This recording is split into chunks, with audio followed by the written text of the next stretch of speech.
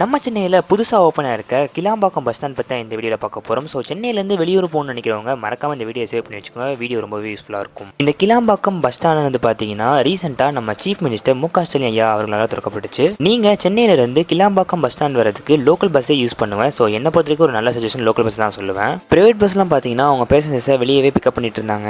Chennai to Dindigul பார்த்தீங்கன்னா நான் SCTC பஸ்லாம் புக் பண்ணியிருந்தேன். நான் பஸ் ஏற போகிறதுக்கு ஒரு 1/2 hour முன்னாடி தான் மெசேஜ் ஆனது எனக்கு ரிசீவ் ஆச்சு. லோக்கல் பஸ்ஸோட டைம் ஷார்ட்டுமே இங்கே மென்ஷன் பண்ணியிருந்தாங்க. இதுக்கப்புறம் பார்த்தீங்கன்னா மொஃபசல் பஸ் டெர்மினல்னு சொல்லி ஒரு சவ்வே மாதிரி இறங்கி போச்சு. ஸோ இந்த சவ்வேல இறங்கி போனோம்னா நமக்கு வந்து omni bus plus SCTC bus போகிற வேயானது நமக்கு கிடைச்சிரும். ஸோ எஸ்கலேட்டரில் ஏறி மேலே வந்தோம்னா நமக்கு டெர்மினல் பில்டிங் போகிறதுக்கான போர்டான மென்ஷன் பண்ணியிருப்பாங்க. ஸோ அதை பேஸ் பண்ணி நம்ம போனோம்னா எஸ்சிடிசி பஸ் நிற்கிற ஏரியாவுக்கு நம்ம போயிடலாம். டெர்மினல் பில்டிங்லேருந்து சைடில் பார்த்தீங்கன்னா பிளாட்ஃபார்ம்ஸ் ஆனது மென்ஷன் பண்ணியிருப்பாங்க. ஸோ எந்தெந்த ஊருக்கு எந்தெந்த பிளாட்ஃபார்மில் பஸ் நிற்கிறது இது ஒரு நல்ல யூஸ்ஃபுல்லான ஒன்று தான் நான் சொல்லுவேன். டெர்மினல் பில்டிங் வழியாக உள்ளே வந்தீங்கன்னா நிறைய பிளாட்ஃபார்ம்ஸோடைய வேயானது இருக்கும். ஸோ நீங்கள் எந்த வழியில் போகிறதுன்னு தெரியலன்னா இந்த மாதிரி பப்ளிக் ஹெல்ப் டெஸ்க்காக இருக்கும். ஸோ அவங்கள கேட்டு நீங்கள் தெரிஞ்சுக்கலாம். ஸோ நான் போனது பார்த்தீங்கன்னா 3rd பிளாட்ஃபார்ம் தான் உள்ளே போனதுக்கப்புறமா 3rd 4th 5th சொல்லி 3 பிளாட்ஃபார்ம் இருந்துச்சு. பஸ் ஏறதுக்கு முன்னாடியே நீங்கள் சாப்பிட்டு போயிருது நல்லதுன்னு சொல்லுவேன். ஸோ சாப்பிட்றதுக்கு எதுவுமே இல்லை. ஸோ கடைசியில் ஒரு பாதாம் தான் குடிக்க முடிஞ்சது. பஸ் ஆனது பார்த்தீங்கன்னா 4th பிளாட்ஃபார்ம் வழியாக உள்ளே போனோம்னா ஸோ 6th ஸ்டாப்பிங்கில் வந்து பஸ் ஆனது நிற்கும்னு சொல்லி மென்ஷன் பண்ணியிருந்தாங்க. ஒரு வழியாக பார்த்தீங்கன்னா பஸ்ஸையும் கண்டுபிடிச்சு நான் டைமுக்கு பஸ்ஸிலையும் ஏறி உட்காந்துட்டேன்.